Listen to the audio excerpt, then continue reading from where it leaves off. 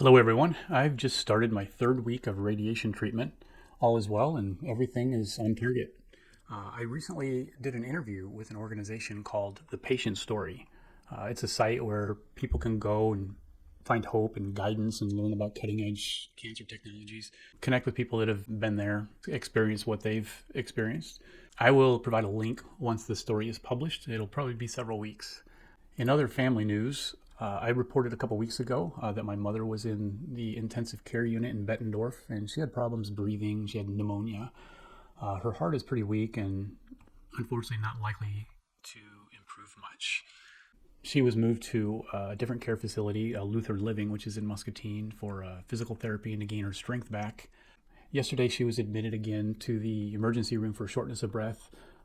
She has RSV and was put on oxygen.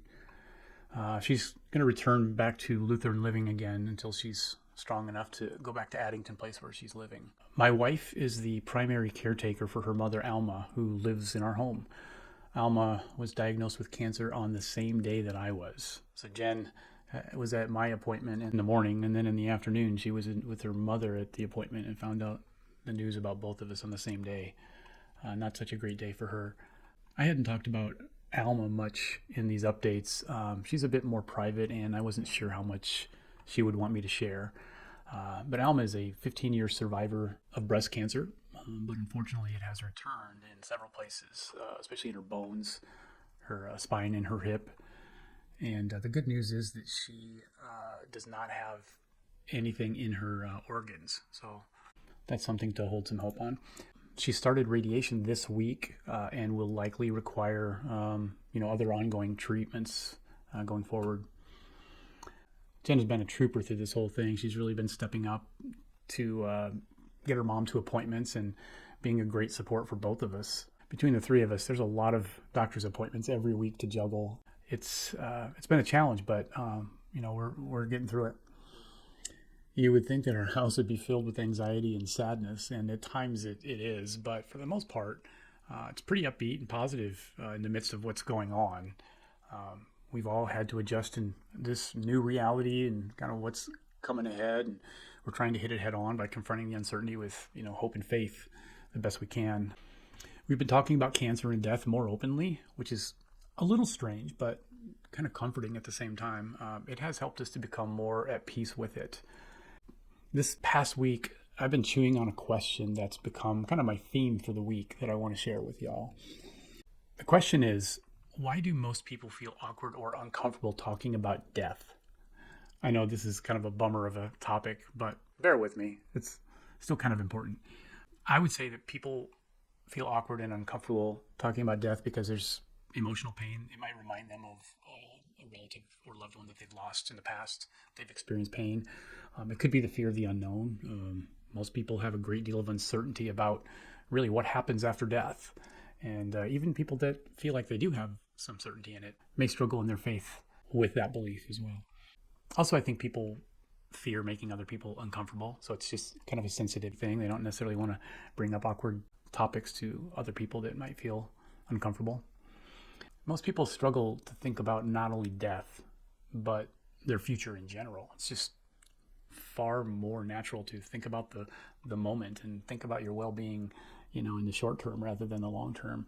I think because we don't think about death and final outcomes and the future as much as maybe we should, we can get this false sense of security thinking that we've got plenty of time.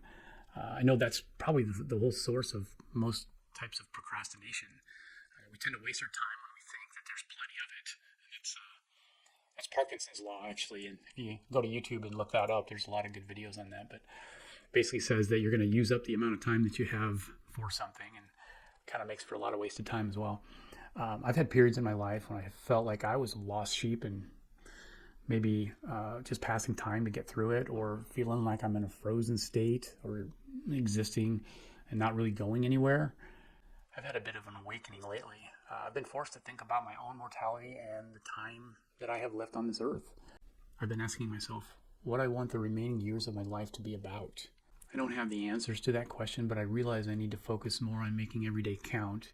I've come up with 3 things that I'm going to work on going forward from focusing on this topic. But Number one, I'm going to work hard to focus less on trivial things and not worrying about things that I can't control and worry more about the things I can control. I'm going to make a conscious effort to do that.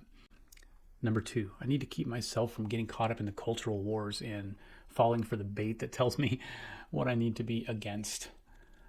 Collaboration is much more effective than adversarial approach, and I'm going to try to keep my nose clean with that.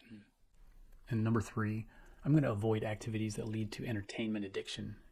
Entertainment can put us all in a trance, into a buffer zone of mindless activity, and I'm definitely going to work on those things.